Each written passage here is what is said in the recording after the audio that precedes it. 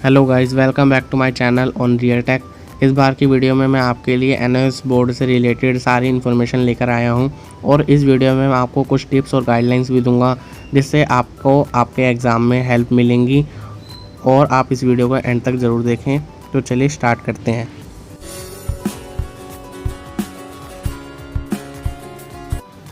तो चलिए अब हम बात कर लेते हैं कि एनओएस बोर्ड होता क्या है। एनओएस बोर्ड एक ऐसा रिकॉग्नाइज बोर्ड है जो 10th और 12th के एग्ज़ाम साल में 2 बार कंडक्ट करवाता है ऑल ओवर इंडिया में और इंडिया से बाहर भी। और इस बोर्ड की जो वैल्यू है वो हमारे इंडिया के अदर बोर्ड्स के सिमिलर ही है, जैसे सीबीएसई आईसीएसई के बराबर ही है।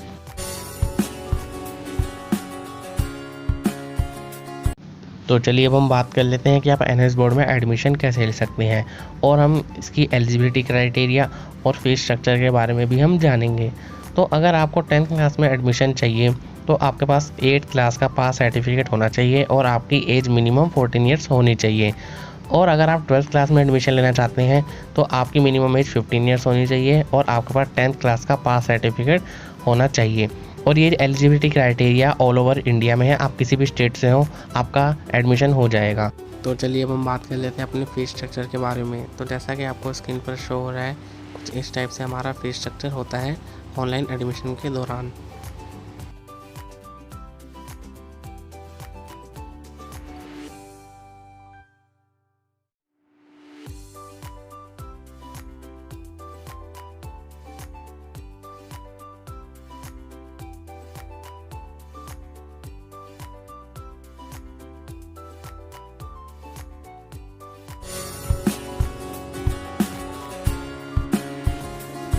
तो चलिए अब हम बात कर लेते हैं कुछ सिलेबस के बारे में। तो आपको स्टडी सेंटर से जो बुक्स मिलती हैं वही आपका सारा सिलेबस होता है, जिससे आपको टीएमए प्रैक्टिकल्स एग्ज़ाम्स देने होते हैं। और इन सिलेबस में से कुछ भी लेस नहीं होता, लेकिन आप कुछ सब्जेक्ट्स में अपना सिलेबस थोड़ा सा कम कर सकते हैं। जैसा कि आपको स्क्रीन पर शो हो रहा है, ये एक बायोलॉजी की बुक है और इसके कुछ चैप्टर्स के आगे टीएमए लिखा हुआ है।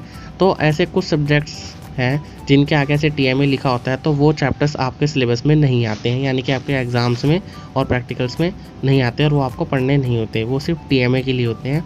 तो ऐसे देख के आप कुछ सब्जेक्ट्स में अपना सिलेबस कम कर सकते हैं।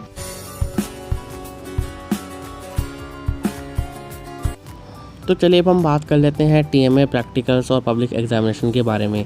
तो जैसा कि मैंने आपको बताया है कि एनओएस बोर्ड साल में 2 बार पेपर कंडक्ट करवाती है, तो उस हिसाब से टीएमए प्रैक्टिकल और एग्जामिनेशंस की डेट्स होती हैं। तो पहले हम बात कर लेते हैं टीएमए की।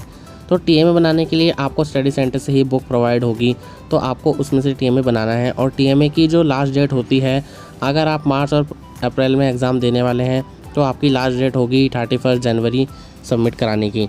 और अगर आप अक्टूबर और नवंबर में एग्ज़ाम दे रहे हैं तो आपकी जो लास्ट डेट होगी वो होगी 31 जुलाई। चलिए हम बात कर लेते हैं प्रैक्टिकल एग्जामिनेशंस के बारे में। कुछ सब्जेक्ट्स में आपको प्रैक्टिकल एग्जामिनेशन देने पड़ते हैं और आपको प्रैक्टिकल बुक सब्जेक्ट के साथ ही प्रोवाइड कराई जाती है आपके स्टडी सेंटर से ही, और उसी प्रैक्टिकल बुक्स में से देख के आपको प्रैक्टिकल फाइल्स और प्रैक्टिकल एग्जामिनेशंस देने होते हैं। प्रैक्टिकल एग्जामिनेशंस की जो डेट होती हैं वो पब्लिक एग्जामिनेशन से 1 मंथ पहले ही आती हैं। तो अगर आपका पेपर अप्रैल में है तो आपकी जो प्रैक्टिकल एग्जामिनेशंस होंगी वो आपकी मार्च में होंगी, और अगर आपका पब्लिक एग्जामिनेशन अक्टूबर में है तो आपकी प्रैक्टिकल डेट जो आएगी वो होगी सितंबर में। लेते हैं पब्लिक एग्जामिनेशन के बारे में। तो आपको जो सिलेबस मिलता है उसी में से पढ़ के आपको पब्लिक एग्जामिनेशंस देने होते हैं, और पब्लिक एग्जामिनेशन की जो डेट होती हैं वो होती हैं मार्च और अप्रैल, और दूसरी जो होती हैं वो होती हैं अक्टूबर और नवंबर में।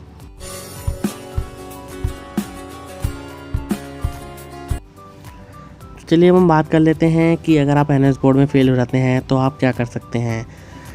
तो पहला ऑप्शन जो है वो होता है ऑन डिमांड एग्जामिनेशन का। ऑन डिमांड एग्जामिनेशन में आप अप्लाई करके अपनी डिमांड पर डेट फिक्स करके पेपर दे सकते हैं और आप अपना रिज़ल्ट 45 डेज़ में पा सकते हैं। ऑन डिमांड एग्जामिनेशन की जो डेट्स होती हैं वो मार्च और अप्रैल को छोड़कर और अक्टूबर नवंबर को छोड़कर, यानी कि जो पब्लिक एग्जामिनेशन के मंथ होते हैं उनको छोड़कर किसी भी मंथ्स में अपनी डेट फिक्स करा सकते हैं। और जो दूसरा ऑप्शन होता है वो होता है रीअप्लाई कराना, यानी कि दोबारा से पेपर देना। अगर आपका पेपर मार्च और अप्रैल में हुए हैं और आप उनमें फ़ेल हो गए हैं तो आप दोबारा से पेपर को अप्लाई करके आप अक्टूबर और नवंबर में भी एग्ज़ाम्स दे सकते हैं। तो ऐसे 2 ऑप्शंस में आप पेपर देकर दोबारा से पास हो सकते हैं।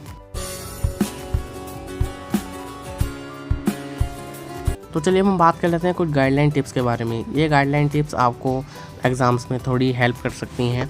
तो पहले हम बात करते हैं टीएमए के ऊपर। जैसा कि मैंने आपको बताया कि टीएमए बनाने के लिए आपको स्टडी सेंटर से बुक प्रोवाइड होगी, पर मान लीजिए अगर आपको वो बुक प्रोवाइड नहीं भी होती है तो ऐसे में आप टेंशन न लें।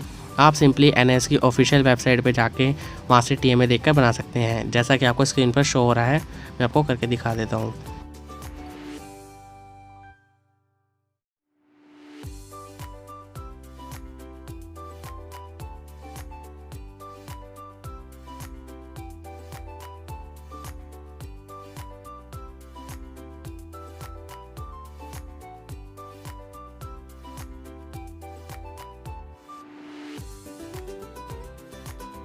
तो इस तरह आप अपने टीएमए बना सकते हैं।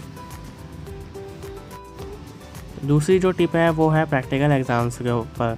तो कई बच्चे जो होते हैं वो प्रैक्टिकल एग्जामिनेशन के डे प्रैक्टिकल फ़ाइल नहीं लेके आते हैं, तो इस वजह से उनके मार्क्स या वो प्रैक्टिकल एग्ज़ाम में फ़ेल भी हो जाते हैं। तो ऐसे में आपको ध्यान रखना है कि जिस दिन भी आप प्रैक्टिकल एग्जामिनेशन देने आएँ उस दिन अपनी प्रैक्टिकल फ़ाइल ज़रूर लेके आएँ, क्योंकि वो सबसे मेन होती है और उसी के मार्क्स बहुत ज़्यादा होते हैं।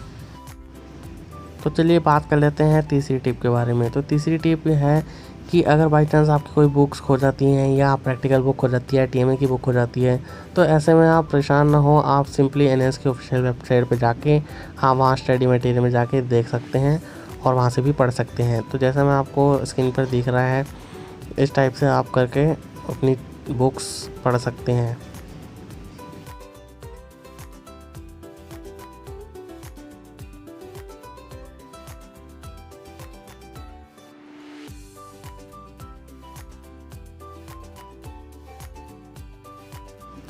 तो चलिए अब हम बात कर लेते हैं अपनी चौथी टिप के बारे में। चौथी टिप हमारी जो होगी वो होगी प्रैक्टिकल एग्जामिनेशन डेट्स के ऊपर। वैसे तो हमारे को हॉल टिकट में एग्ज़ाम डेट्स दे दी जाती हैं कि आपके एग्ज़ाम्स कब से शुरू होने वाले हैं, लेकिन उसमें परफेक्टली शो नहीं होता कि आपके सब्जेक्ट का एग्ज़ाम कौन सी डेट और टाइम को होने वाला है। जैसा कि आपको स्क्रीन पर शो हो रहा है, कुछ इस टाइप से आपको आपकी प्रैक्टिकल हॉल टिकट मिलेगी, लेकिन इसमें आप देख सकते हैं कि आपकी डेट और टाइमिंग नहीं दी गई कि आपका एग्ज़ाम कौन सी डेट को होगा। तो ऐसे में बच्चे बहुत कंफ्यूज हो जाते हैं। तो ऐसे में आपको कंफ्यूज नहीं होना है, आपको सिंपली अपने स्टडी सेंटर जाना है जिस दिन से आपके प्रैक्टिकल एग्ज़ाम शुरू होने वाले हैं।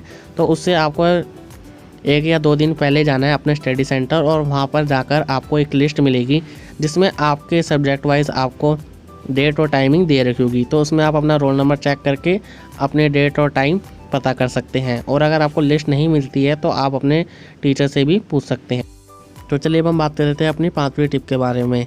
तो जब भी आप अपने स्टडी सेंटर बुक लेने जाएंगे तो आप अपने साथ अपने एनआईओएस के आईडी कार्ड की एक फ़ोटोकॉपी और एक आधार कार्ड की फ़ोटोकॉपी ज़रूर लेकर जाएं, और ओरिजिनल भी साथ में लेकर जाएं, ज़रूरत पड़ सकती है।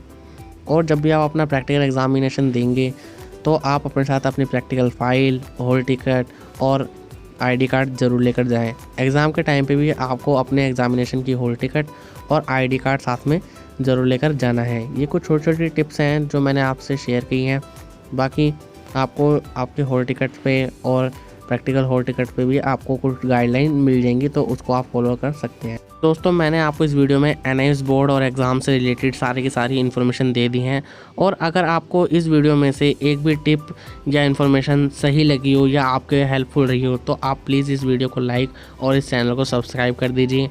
अगर आपको किसी टॉपिक पे एक पर्टिकुलर वीडियो चाहिए हो तो आप मुझे कमेंट करके बता सकते हैं, मैं उस पर एक पर्टिकुलर वीडियो बना दूंगा। और अगर आप एंड तक देख रहे हैं तो आपको एक ही बात बोलना चाहूँगा, thanks for watching my video. Thank you.